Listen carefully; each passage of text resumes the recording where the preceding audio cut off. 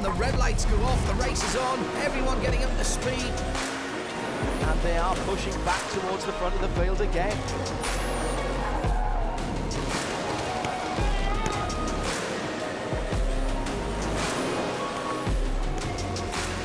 Through the last corners and through the checkered flag, an historic victory.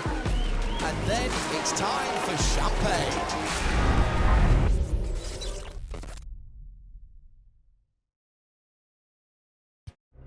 Hello everybody, my name's John Hindorf and this is the Michelin 24H Series. For this event we're in the south of France where the 2026 season enters its decisive phase. This is the Michelin 12 Hours of Paul Ricard, a pivotal chapter in the fight for the European Series title. The teams have arrived here knowing every lap matters and mistakes will prove costly. Over 12 intense hours, strategy, precision and endurance will all play their part in shaping the title battle before the final showdown. It's a packed field, which guarantees wheel-to-wheel multi-class action. 12 punishing hours at one of Europe's most iconic venues. Welcome to spectacular endurance racing at Circuit Paul Ricard. This event is a turning point in the Michelin 24H Series 2026, and for the teams, the pressure is building.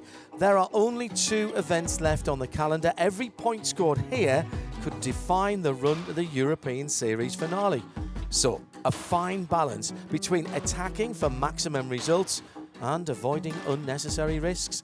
The championship will conclude in September at the 24 Hours of Barcelona, Catalunya, but before the grand finale in Spain, drivers and teams will make one more stop at the legendary Nürburgring in Germany.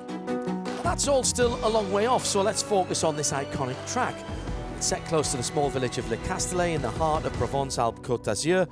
Circuit Paul Ricard is a track of extremes: long straights, tight chicanes, high-speed sweepers, technical braking areas. It's a modern design and it creates fantastic racing and countless overtaking opportunities. With 15 fast-flowing corners and alongside the unmistakable blue and red runoff areas, you can push hard here, but the smallest error will be punished.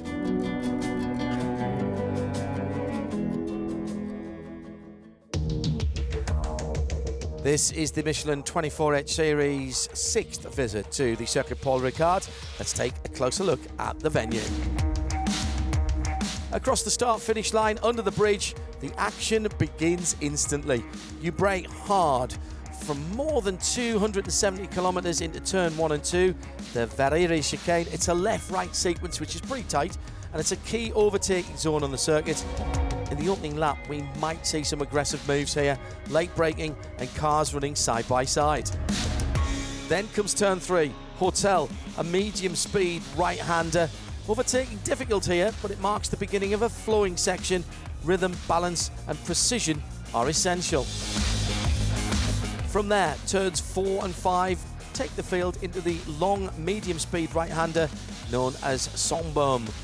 Exit speed here is critical because it's straight onto the famous Mistral straight. Everything here focused on maximising exit speed and acceleration. Halfway down the straight, the Montreal chicane interrupts the flow with a heavy braking zone. Classic hotspot for daring overtakes, last-second moves and intense wheel-to-wheel racing. Next up, turn 10, the right-hander at Scene, one of the most iconic corners in endurance racing, arguably one of the fastest too, and it's very spectacular. It's nearly flat out and demands total commitment, with drivers relying on confidence, aerodynamic grip and absolute precision. Now, the track flows into turn 11, Beauzet, a long double apex right, drivers carrying immense corner speed and trailing the brakes to rotate the car. Turn 12, Bendor, is a slower and tighter right-hand corner, usually taken in second or third. Accuracy is most important here. You have to clip the apex perfectly and apply the throttle smoothly to carry momentum towards the penultimate turn, Lac. The late corner sets you up for turn 15, Virage du Pont. That's the corner over the bridge. It's a slow and technical corner where throttle control is crucial. A strong exit here will set up an overtaking attempt all the way down the start-finish straight. There you go. Voila! One lap on the legendary Circuit Paul Ricard. The first real battle of the weekend is qualifying, where every driver has to push to the limit in search of the perfect lap.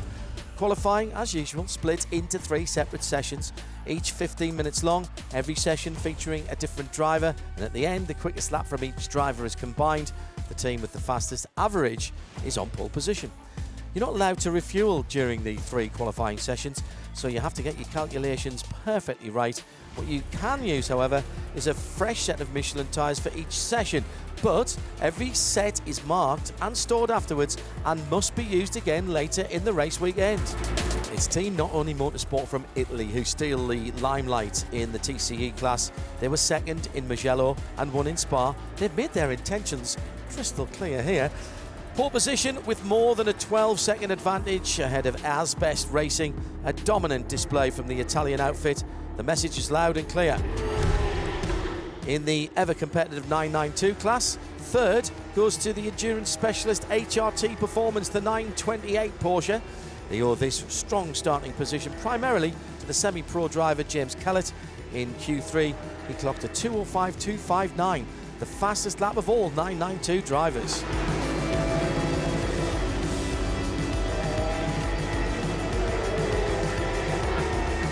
Second position in 992, Michelin Motorsport. They've edged out HRT Performance by just over 0.4 of a second, and as in every race of the Michelin 24H series, they are once again in the mix for the top positions tomorrow. But there can be only one pole sitter, and it's red camel-jordan.nl in the black and orange Porsche 911 number 909. Untouchable in qualifying. Rick Breukers with the second best time in Q3, and on average, they're 0.2 of a second quicker than anyone else in the field. Very good. I mean, we're happy with P1, but it's a long race. To be honest, I wasn't too happy with my lap, but luckily with the averages together, we managed to get on P1. So the team did a great job on the car, and yeah, let's see tomorrow. Now to the big machines in GT3. Third on the grid, Sontelok Junior team. Familiar faces in the Michelin 24-hour series. It was some blisteringly fast lap times from Stefano Trebodini and Elia Earhart. The team actually held virtual pole position at one stage, but poor driver Pierre Caffer could not match the pace of the others in Q3. In the end, though, third place. They've only missed out on the front row by 0.2 of a second. An interesting entry in the GT3 class is Get Speed Team PCX Racing. They've come to the south of France with a formidable driver lineup featuring former DTM and Formula E driver Maro Engel, as well as the super talented Belgian young gun Ben Pack. But it's not just the names behind the wheel that stand out, their pace is undeniable. In Q2, Maro Engel is putting on a fantastic 2-minute flat 0.6, quicker than anyone else on the grid. With another 2-minute flat, Ben Pack secures the vital pole position with just a few minutes left on the clock. Ajith Redount Racing from Belgium, another familiar name in the paddock. The team's built around owner Bert Redount and Collywood superstar Ajith Kumar, and they've constantly proved they belong at the sharp end of the grid. Now, will they try to beat the pace of Get Speed and snatch the pole at the last minute? In Q3, Yannick Redount is going to the limit and sometimes a little beyond, but it's still not enough to beat the time of Get Speed, so second place for Ajith Redount Racing, and pole position goes to Get Speed Team PCX.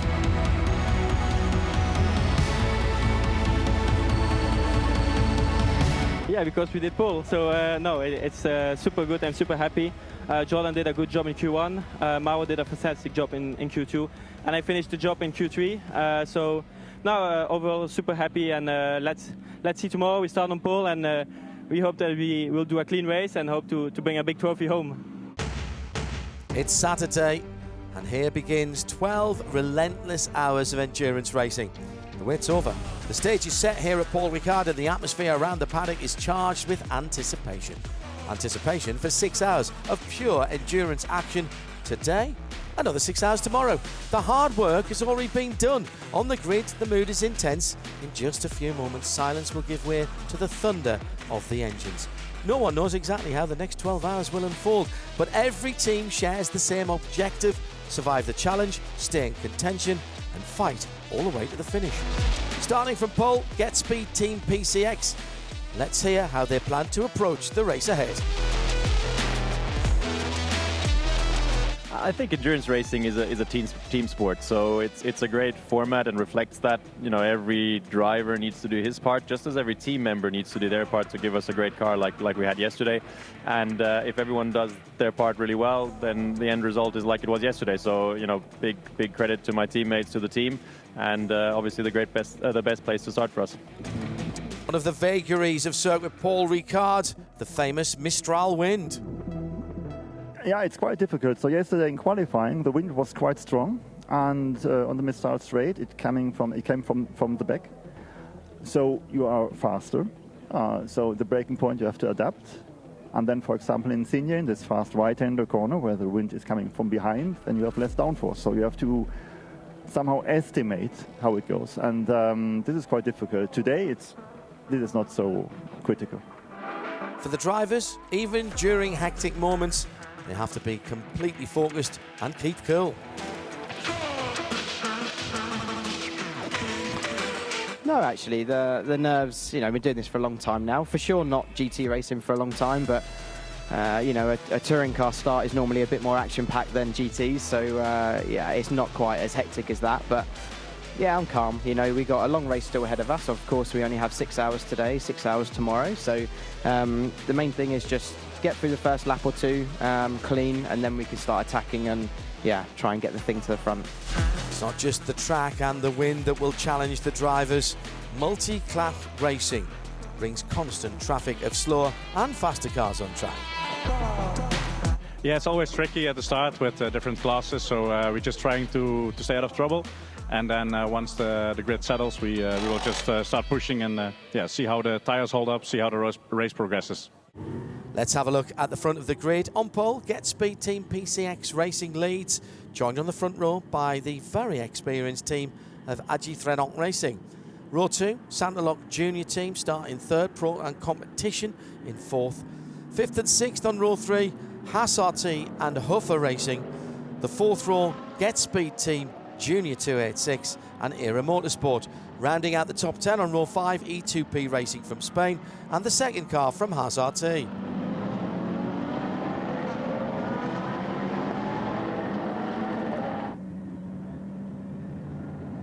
On the formation lap through the final corners, temperatures climbing inside the cars, on the pit wall and of course around the circuit.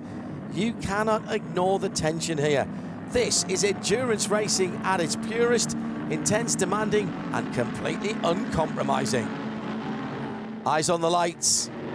And green at the Michelin 12 hours of Paul Ricard. Mauro Engel holding the lead in the Get Speed Mercedes off the line. Kobe de Bruyke, Creventic Racing on the left side, fights to defend his second place.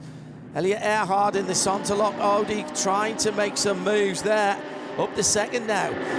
Breukers goes back to third. Konstantin Dressler in the purple and orange Proton Competition. Porsche goes wide. He's lost momentum. Stephen Paulette in the blue Haas Audi will go through into fourth. The front of the pack is reshuffled. The field come through onto the Mistral straight for the first time. 12 hours of racing, but the tone's been set already. This is aggressive, fast and fearless. And what a getaway from British Touring Car champion Jake Hill for Era Motorsport. He was in 8th at the start. He's already up to 5th.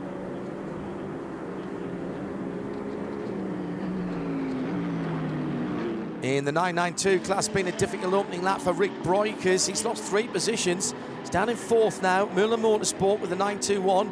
Orchid Racing, the 968. And HRT in the 928 have already gone by. Meantime, Mauro Engel has made the perfect start out front. By the end of the opening lap, he is, 2 seconds ahead of the chasing pack. Early doors in the race, but we have a new order. Red and black Mercedes still in the lead. Behind is the Santalok Junior Team in second, Creventic Racing in third, Haas RT in fourth, Era Motorsport up 3 to 5, Proton down 2 to 6th, Get Speed Team GR286 in 7th and E2P Racing in 8th.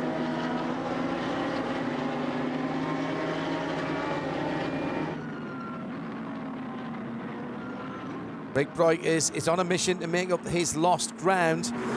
Pulls out to the left-hand side and reclaims third place from Steven Gabriel in the HRT Performance Porsche. Drama for the TCE pole sitter, Not Only Motorsport. Their Ligier going slowly. Filippo Tonaghi is able to keep the car going for the time being. Jake Hill is charging in the Era Motorsport Ferrari. Going well here, and Jake on the heels of Stephen Paulette. Late braking at the end of the Mistral Straight, and Hill goes through to 4th.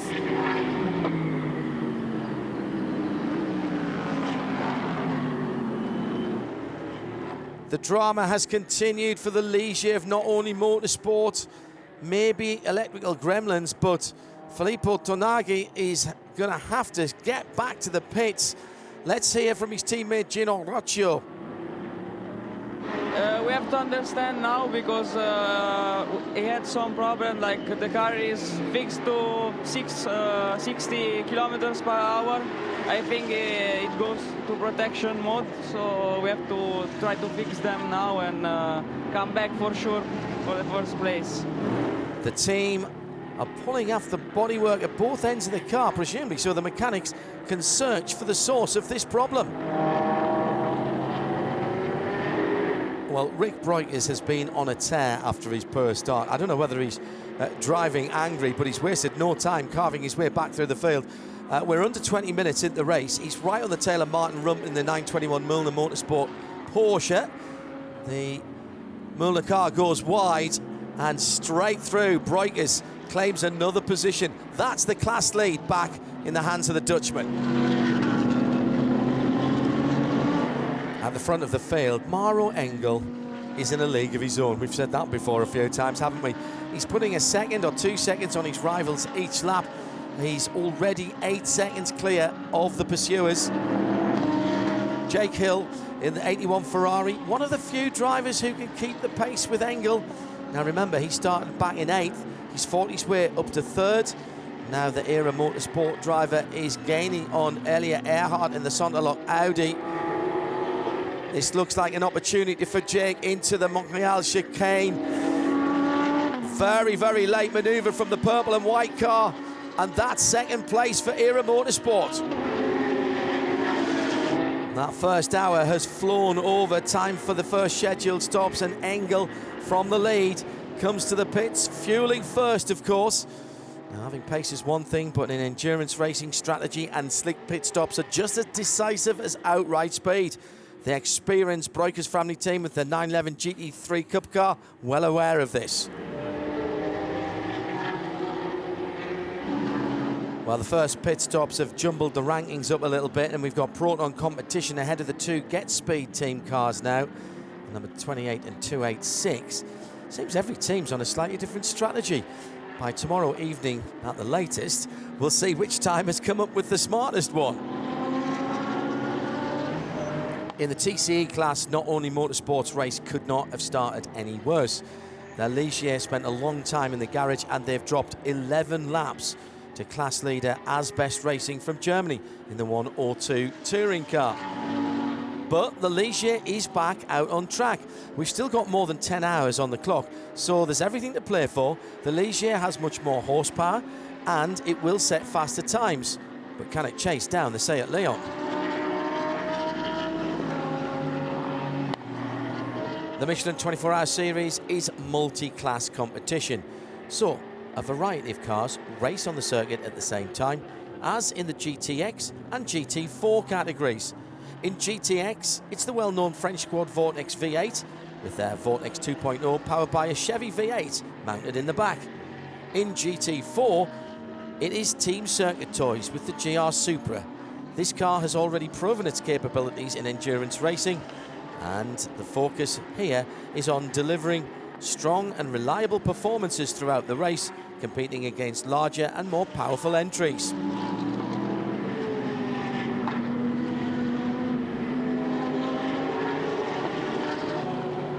In 992 class, the Dutch team Red Camel-Jordan.nl Racing, everything going to plan for the moment. With 2 hours in, the Breukers family, together with Swiss driver Fabian Danz, have a 13-second gap to their long-standing rivals Milner Motorsport. Well, I hope I don't put the curse on Team Get Speed PCX, because you can't imagine their race going any better. Two cars, AMGs, first and second. And after Maro Engel's dominant opening stint, Ben Pack continues to pull ahead. His work's done for now. He's in the pits. It's their second scheduled stop. Jordan Boisson will take over. No, it was not easy, especially we were leading the race, so we have to manage the car and to do everything what we had, and the car is still in one piece and still a long ways to go, so super happy. The car is good, the team has done a very good job, so super happy, and now we will see what the race will bring. You may have noticed that the refueling process in the Michelin 24-hour series is very different. You don't put fuel in on the pit lane itself. Now that improves safety, and that also means the crews don't need full fireproof gear, helmets and overalls in the pit lane. Instead, the cars go to a separate refueling zone.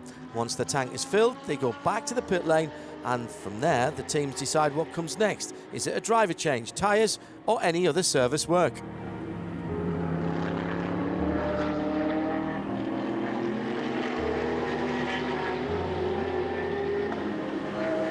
Halfway through today, 3 of 12 hours gone. Paul Sitter, Get Speed Team PCS leading the race, 1 lap ahead of Santalog Junior Team in second. The second Get Speed Team are in third now, and the Swiss Hofer Racing Team in fourth. Agi Threadhunt Racing in fifth, Proton in sixth, and right behind in seventh, the Aston Martin of E2P Racing, eighth, Era Motorsports Ferrari, Haas RT in ninth, Jutta Racing in 10th.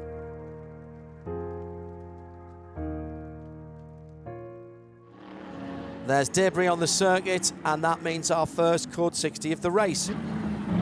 Code 60 is the safety procedure we use in the Michelin 24-hour series to handle incidents on track.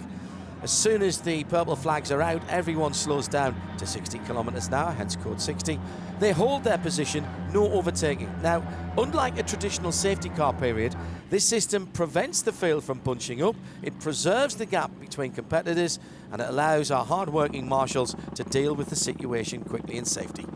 Well done to the marshals, great job. Let's get back to racing.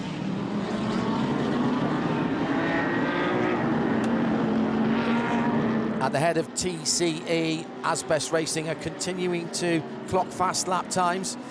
They might not have the outright pace, but that Seat Leon has been faultless so far.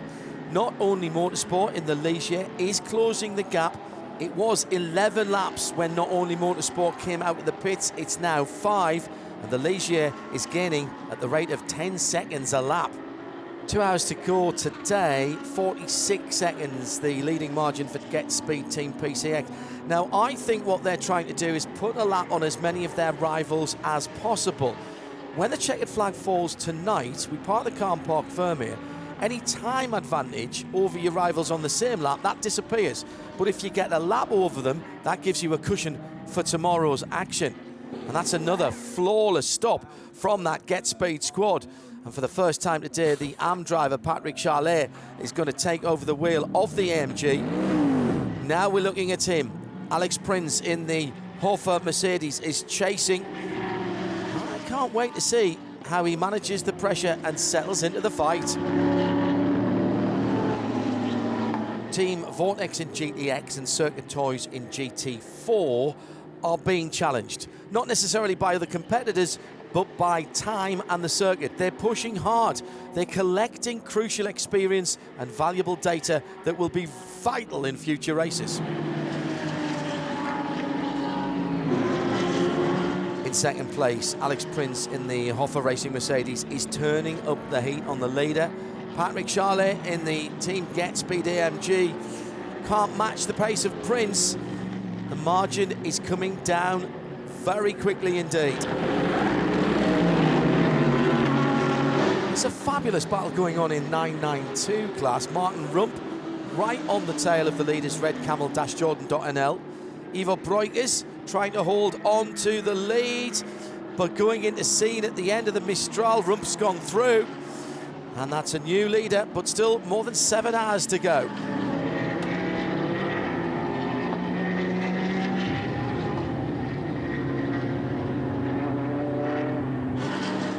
Going to get a battle for the lead in TCE class soon, you know. Asbest Racing holding the advantage. They're 3 laps clear of Not Only Motorsports Ligier. That is being gradually chipped away, and I don't think it's going to be much longer before Rafael Guerras has Gino Rocio filling his mirrors. Alex Prince for Hofer Racing has handed the car over to Maxi Partel, and Max has picked up right where Alex left off. He's laying down really fast laps, closes in on the leader, and what's that now? Just 1.5 seconds between Jordan Boisson in the Mercedes and Max Partel is right there. The battle is on. It's just our performance. We are lucky with all the situations. No, honestly, we try our best. We're pushing quite hard for sure, especially Max, Thorsten and me. It went quite well through the traffic, and now we see how everybody is handling the last 10 minutes, 20 minutes. I think every team has its own strategy, how they want to start tomorrow morning into the race. So it's also our secret, how we will handle it. I think right now it looks better how it actually is. For sure, we had some benefit from some pit stops further on. So yeah, let's see what we have back in our hands, and let all the other teams maybe try to figure it out. 20 minutes to go tonight. Team strategists looking ahead to tomorrow. No refueling, no tyre changes overnight. Prepare the car tonight for the restart tomorrow then. Race leader, Team Get Speed, and second place Hofer Racing into the pits now. Fuel and more Michelin tyres. Back to the pit crews. Get Speed a little bit slower, and they will miss the lead lap by 9 seconds. Hofer Racing have stayed on the lead lap. This is big news. Different tactics for the 73 Proton Competition Porsche. They're leading for the second time today, but they've stretched this fuel stint a long way. That means an early pit stop for them tomorrow after the restart. 992 class leader Red Camel Dash Jordan.nl following the traditional approach, a late stop for fresh rubber, full fuel load for tomorrow. A little bit of an extra job there, I think. Front splitter was replaced there, added a little more time. So that means the number 921 Müller Motorsport Porsche finishes the day on top of the 992 class. Once again, it's another impressive performance from the Belgian squad. We can be sure we'll see another thrilling fight for victory between them and the Dutch team tomorrow. Maybe someone else will join the battle. Orchid Racing, HRT Performance, still in the mix. And as we know, in endurance racing, anything can happen. Asbest Racing with the number 102 white front-wheel drive touring car have been superb. Their Seat Leon Cup racer might not be as fast as the Ligier from Not Only Motorsport, but it's metronomically reliable. So it's first place in the TCE class. Almost the end of race day number 1. Manuel Lauk in the number 73 Proton Competition Porsche comes towards the checkered flag. First position, great job, but they will have to pit very early tomorrow. They're low on fuel, but they finished the Saturday in first position. Great achievement. Here's Joel Sturm from the team. I mean, for sure, in the beginning you make up a strategy, but always the race works out in the end quite differently than you're planning it. So for sure, it's not fully what we wanted to be in this position right now, but it is what it is, and we need to maximize what we have tomorrow. A great day of racing, 160 laps done in 6 hours. More to come tomorrow. Here's the results. Proton Competition lead ahead of Hofer Racing in second. Both still on the same lap, which means the gaps tomorrow are closed up, starting literally from zero side by side tomorrow. And the two Get Speed Mercedes AMGs in third and fourth, Continental Racing by Simpson in fifth, E2P Racing in sixth, Jutta in seventh, Era Motorsport are in eighth, and the top 10 are completed by Santaloc Junior Team and the Viper Nisa Racing Team from Malaysia are in 10th. You are not allowed to work on the cars overnight. Can't refuel, can't change tyres. Any team that violates this rule without asking for special permission, well, that will be a 10-lap penalty. As we head into the evening, silence settles over the circuit. Paul Ricard, what a great Saturday. We'll see you Sunday and fire up the engines again. Bonjour. Back on Sunday morning for the Michelin 12 Hours of Paul Ricard. Today, another 6 hours of top-notch endurance racing.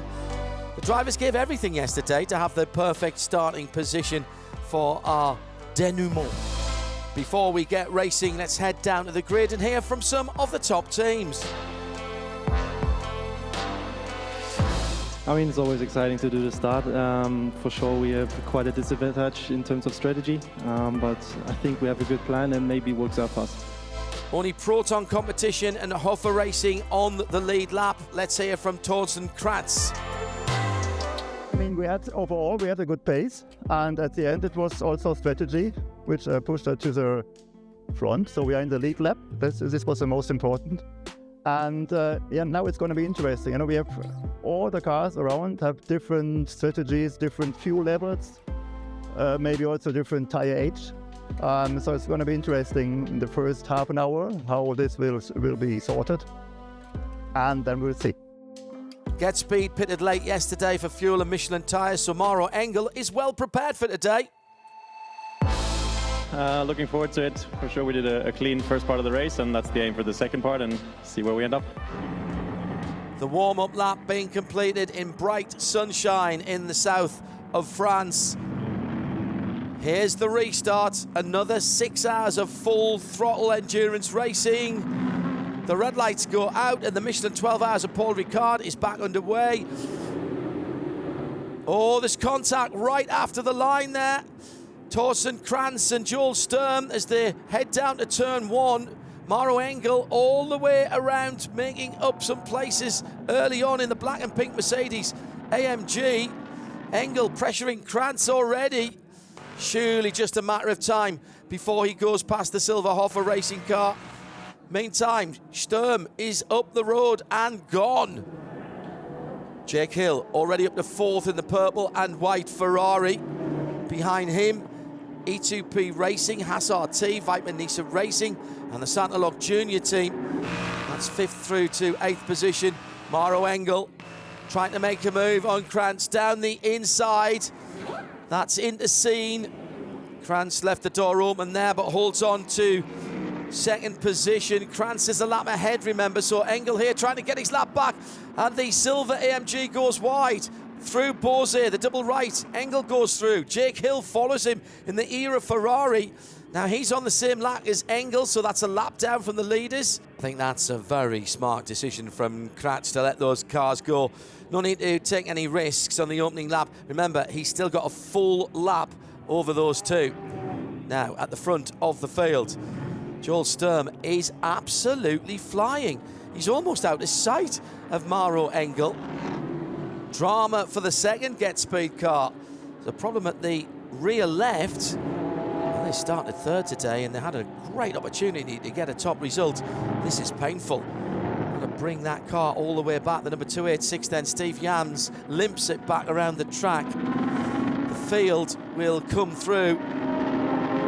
He's got it back to the pit lane now. And the team will go to work, but this is really damaging to their hopes. There's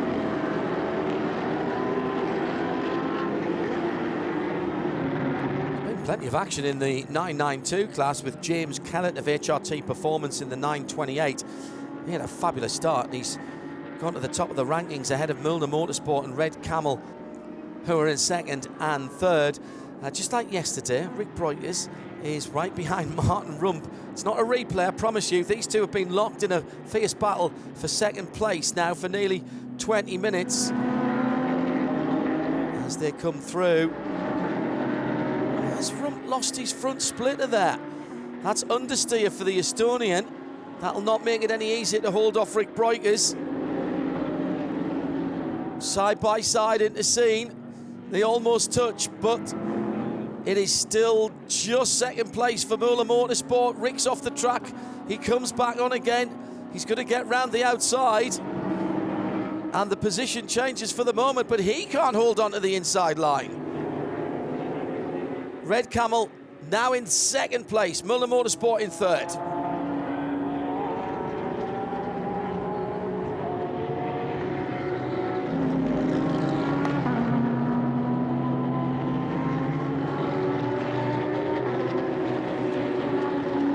4th position at the moment for Ajit Redant Racing in the 93 AMG. A Collywood superstar in their lineup. Let's hear what he thinks about the series and the race so far.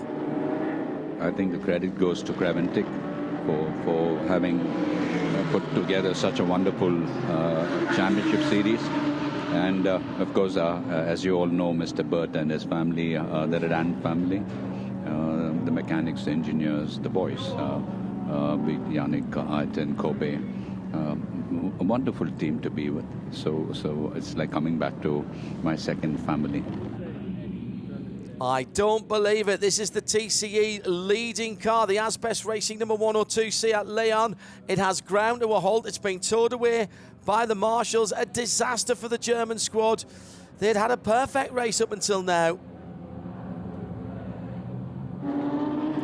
The mechanics have got the car back. It goes straight into the garage. Stephen Terlich can tell us more.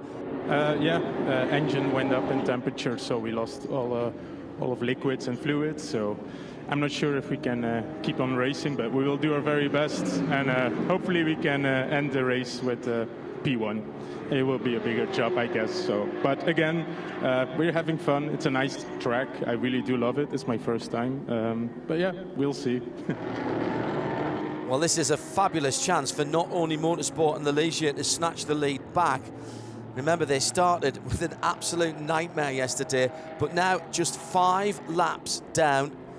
And as we've just heard from Stephen, it'll be a longer job than that for the Asbest Racing crew to get the Seat Leon back on track.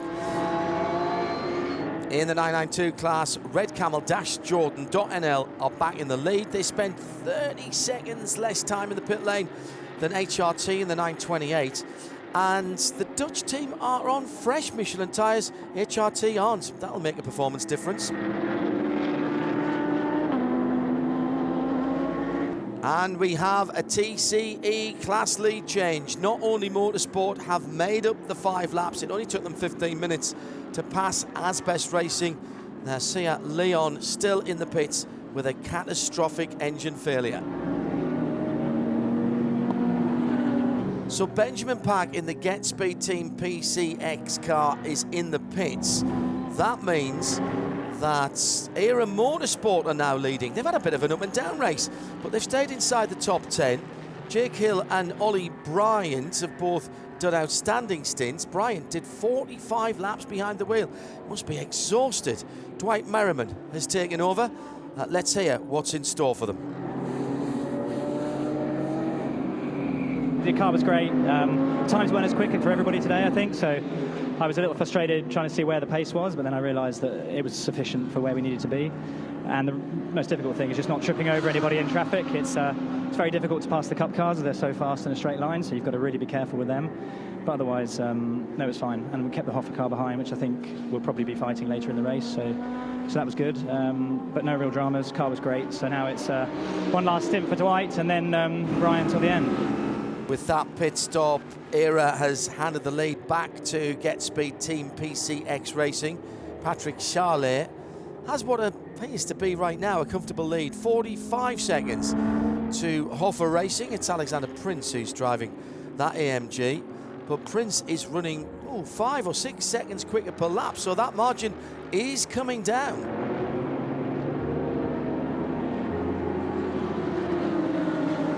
9 out of 12 hours completed, and the pole-sitting Get Speed Team PCX racing car leads the race ahead of Hoffa in 2nd position, Era in 3rd with the Ferrari.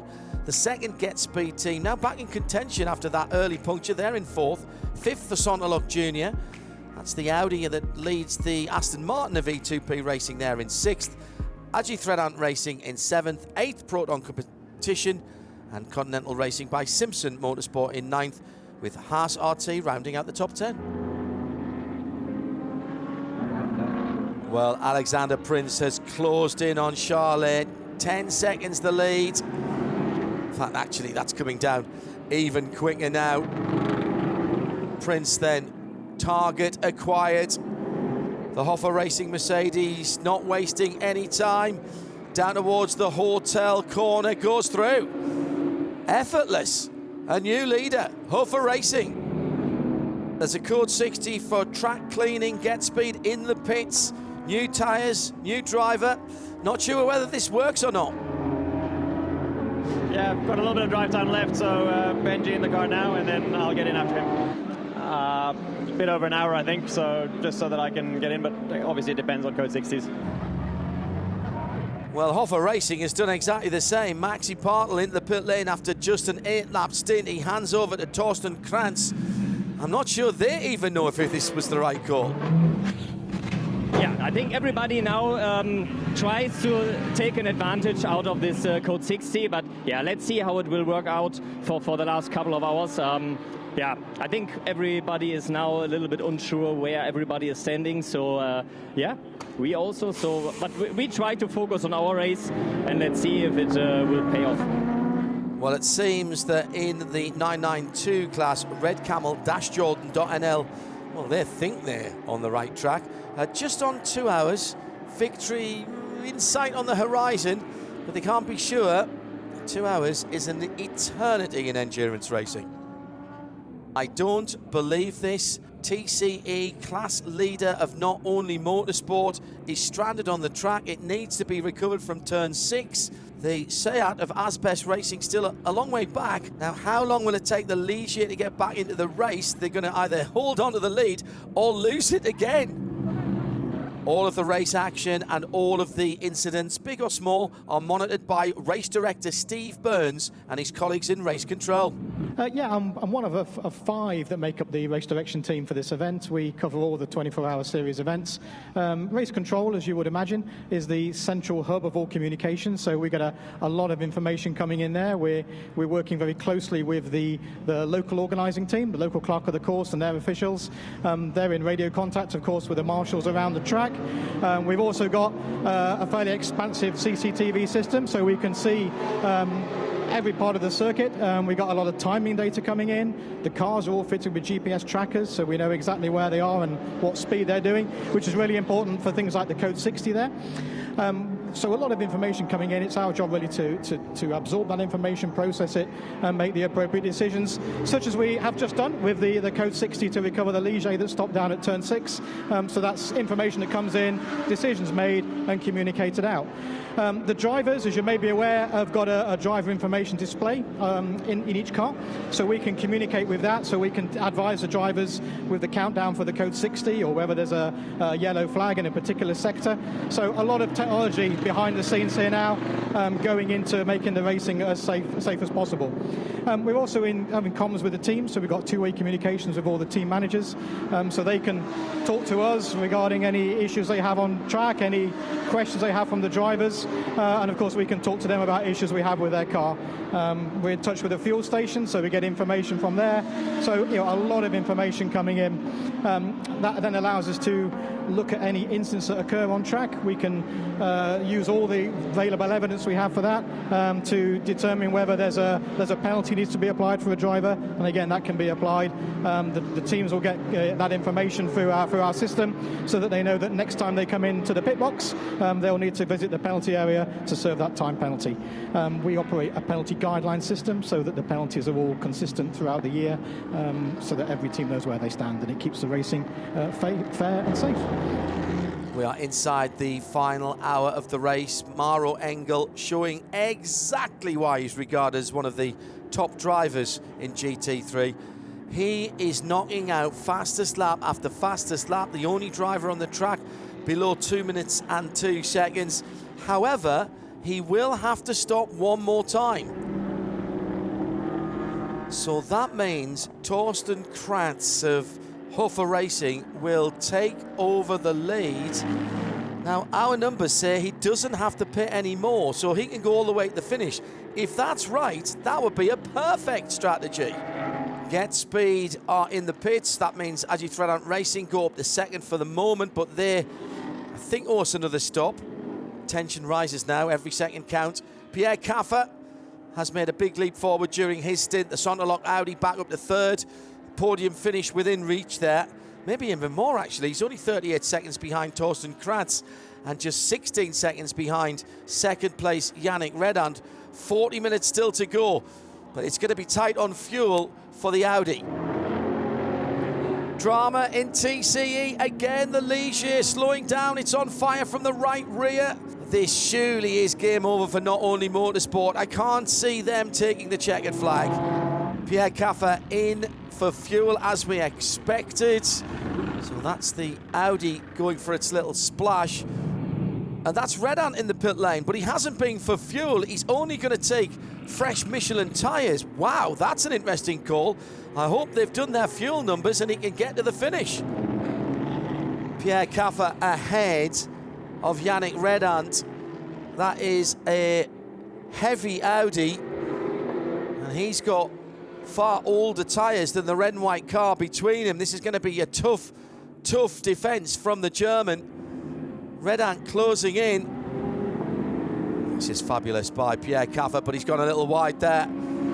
This is for third place, and the Ajit Kumar Red Ant racing car goes through into second. Sanderlock Junior team in third, but hang on. Red Ant into the pits 10 minutes before the end of the race. They've got their numbers wrong. They don't have enough fuel. That is awful for them, but great for Pierre Caffer. Just a moment ago, they must have thought they'd lost third place, but now they're back on the podium. What a spectacular finish to the race. Time to look at the leaders and coming winners in classes. Asbest Racing have pulled it off, haven't they? 12 hours, they've fought like lions in the Seat Leon. Not as much power as the Ligier, but they've well earned that victory in the TCE class. Hats off to them. In Circuit Toys garage, they'll be delighted. A race on their own for sure, but never lonely. They take the points for victory, but valuable experience with their GR Supra in GT4. I think you can probably say the same for the Never Say Die team of Vortex. Just one minor technical issue.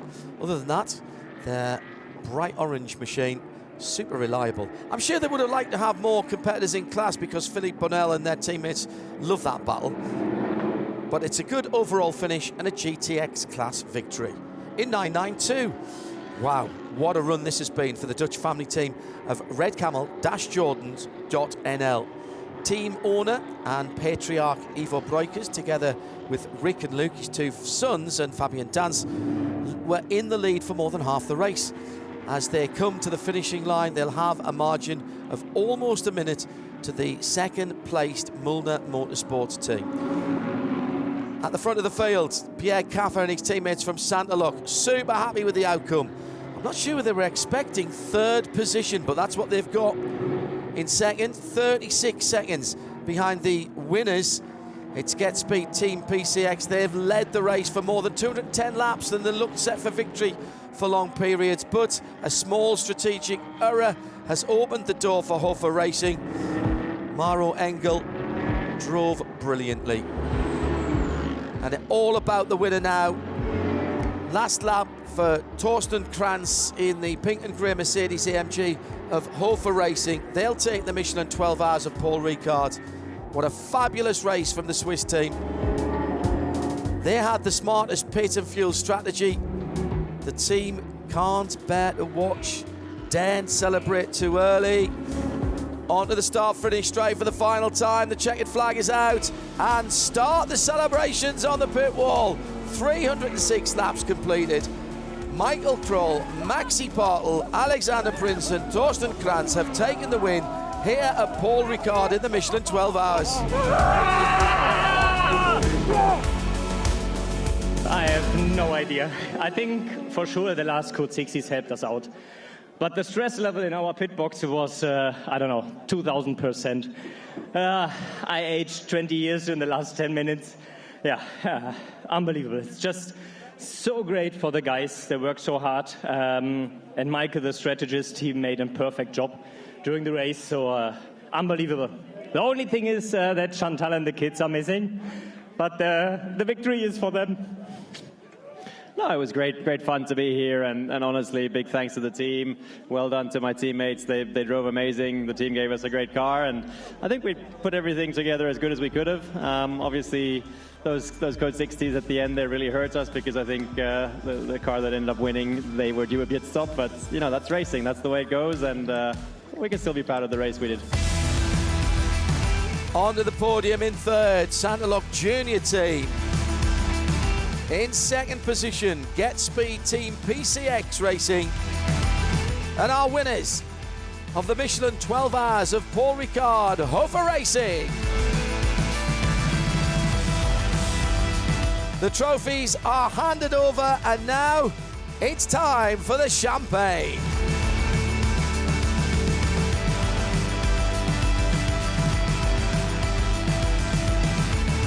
Here are the unofficial results from the Michelin 12 Hours of Paul Ricard 2026. Hofer Racing take the top step of the podium ahead of Get Speed Team PCX. A minute further back, Sanderlock Junior team were third. Just off the podium in fourth, good run from Era Motorsport with the Ferrari. Ajith Redount Racing in fifth. They had to take a last-minute pit stop. Get Speed JR286 in sixth position. Seventh, Proton. 8th, E2P Racing. Continental Racing by Simpson. 9th, Viper Nisa Racing in 10th position.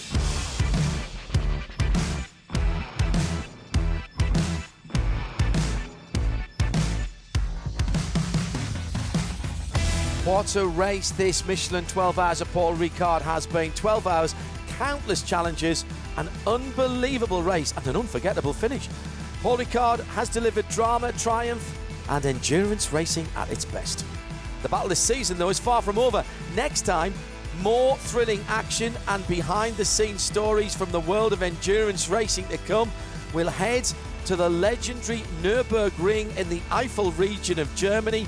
On the Grand Prix circuit, speed meets strategy on one of Europe's most iconic tracks. That's the next round of the Michelin 24-Hour Series. I'm John Hindhaugh. See you there. The red lights go off, the race is on, everyone getting up to speed. And they are pushing back towards the front of the field again.